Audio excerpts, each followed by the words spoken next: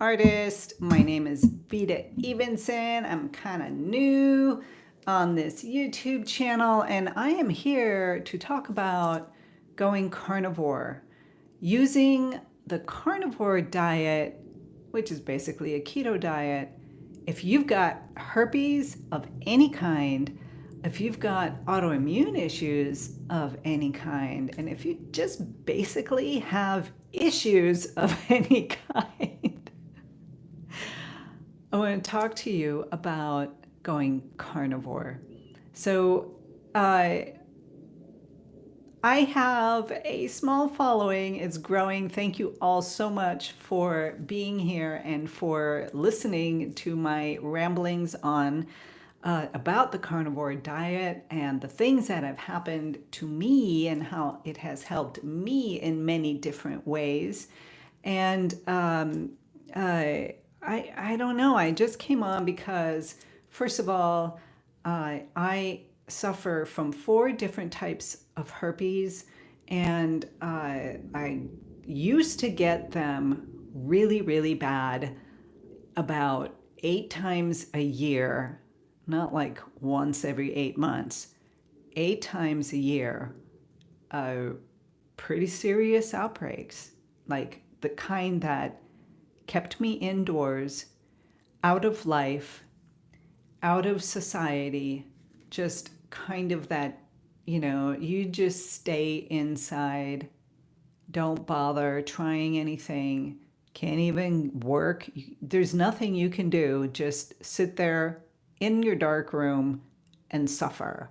4 different types of herpes, HSV1 and 2, zosters, and herpetic whitlow. As far as I know, that's all I've got. Oh my God. So, it has been a long journey, and I have tried everything. I started with the raw vegan diet after I had tried all the conventional medicines, the conventional way of dealing with herpes, and then all the alternative ways that I could think of that were available to me. I live on this small Greek island, so it's not like I have a lot of things in my range, right? If I were in the States, maybe I would have come across something, but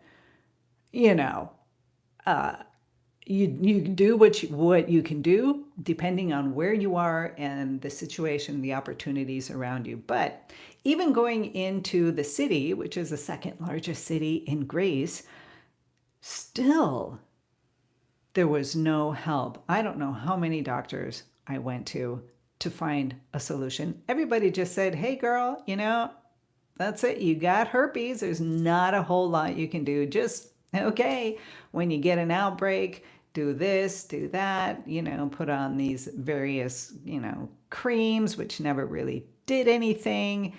And okay, I had massive outbreaks. So I started the raw vegan diet, and it helped. You guys, it helped. Raw vegan. So I was eating fruits, vegetables, sprouted nuts, and sprouted seeds. Soaked nuts, pardon my French, and sprouted seeds. And that was basically my diet. It lasted for about 6 months, and I did really well on it. Minimal outbreaks, everything was better. I felt great as well. Then, because I couldn't keep up with the raw vegan diet, because it was a continual, constant living in the kitchen, plus I had lost a lot of weight, I started getting other problems, other issues. But anyways, I went vegan and filled out my diet a little bit more, kept getting the outbreaks. The outbreaks came back. They got, back to my normal, let's say 8 times out of the year, big outbreaks. So they lasted about 3 weeks until they were finally finished. And then, 3 weeks to a month later, there they were again. So I suffered a long time. I'm kind of blabbing 5 minutes already. And it wasn't until I moved through all the different types of diets out there that I came across the carnivore diet 3.5 years ago, and I thought, oh no, no way, no way, it's gonna kill me. It's bad. What the heck are these people talking about? But because when I have a really strong reaction to something, I have to look into it even more, because what is it that I don't understand about this diet that all these people are doing and they're getting healthy? How is it possible that you can have MS and get healthy on a carnivore diet? I mean, that's insane. And okay, I just got, I got herpes, man. Herpes can be nasty and difficult, and it's shaming, and there's all sorts of emotional elements tied up to it, along with all the physical crap that comes with it. And I'm thinking, carnivore? Seriously? So I read up on it a little bit, and then thought, well, I'm just going to try it and see what happens. And I did. The very next day that I had meat, the first evening, the very next day I woke up with so much energy that I had lost that I could not believe it. I woke up and went running, and I don't do that kind of thing. I really don't even like running, but I woke up with so much energy that I was like, whoa, I got to go do something. And I went running. It was crazy. So this has been my experience in the last 3.5 years. I wake up excited, happy, healthy, with energy. I never wake up groggy or tired anymore. I don't have outbreaks. I haven't had an outbreak in over a year. And the only time that I ever got any kind of inkling of an outbreak, inkling, not like a full outbreak, but like a little lump, right? For one day, the next day it was gone, but it's an outbreak. I mean, you guys who suffer with herpes, you know. And but it is an outbreak. I got this lump on my lip. It's an outbreak. I know it is. It's in the same spot, the same thing.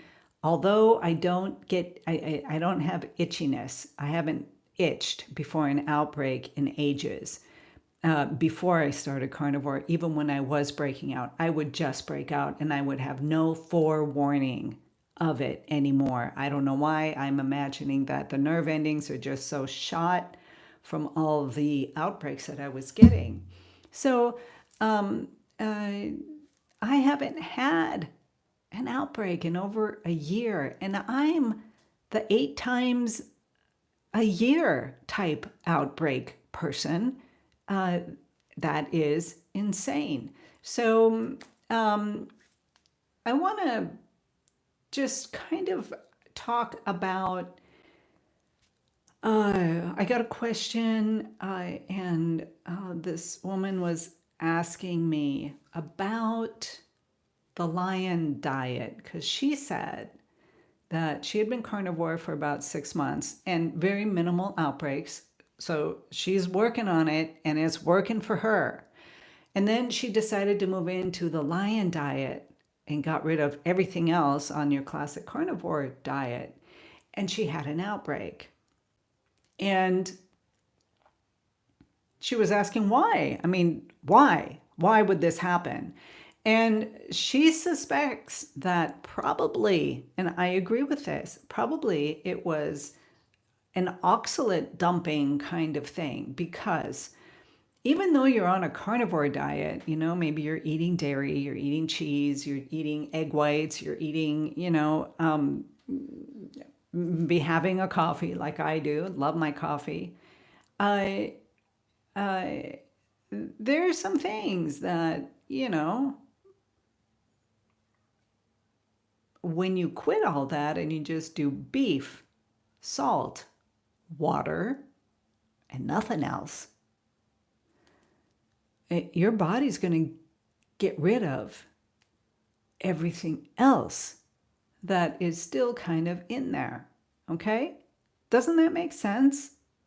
So if you're going to move into any change, into any kind of change in your diet, you kind of have to expect that there's going to be a shakeup. You may get an outbreak. You might not. You may get half of an outbreak. Something is going to happen, though. You may be irritable one day and not really know why. Things are happening. Your body is reacting and releasing and getting rid of all the extra stuff. For me personally, I haven't tried the lion's diet.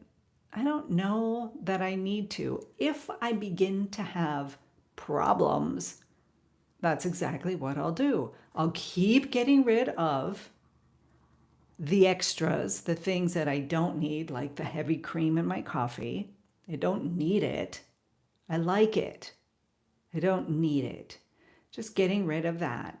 Getting rid of egg whites. I can get rid of egg whites, but I really don't want to get rid of the egg yolks. But if I had to, I would. If I had problems. And here's the thing. I've been carnivore for 3.5 years. Sometimes I add in a couple of other things. Sometimes I do.